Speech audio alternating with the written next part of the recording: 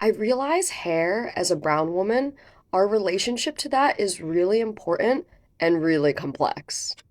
Growing up as a Malayali, a lot of us have curly hair, and I was often told by aunties and uncles that, oh, wow, you have the good hair. You're so lucky.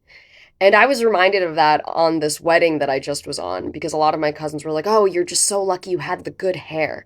And I was like, I really wasn't that lucky, but that's how we see it. We put ourselves down. I remember when my nephew was born, my brother was like, oh, he's so lucky he doesn't have the bad Indian hair. And I think because he married someone who's Gujarati, and we do that. There is that. I know, regardless of what anyone says, there is the North South Indian hate.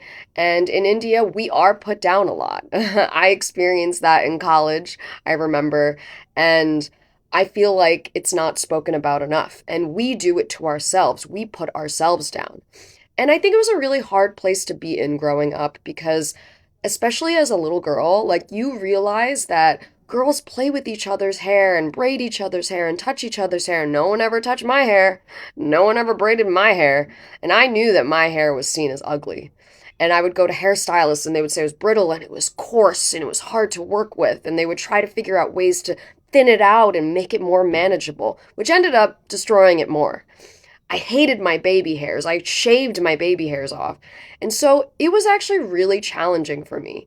And I realized that when you grow up with a little bit of privilege in your extended family, it's hard for your other family members to understand that you had a hard time too.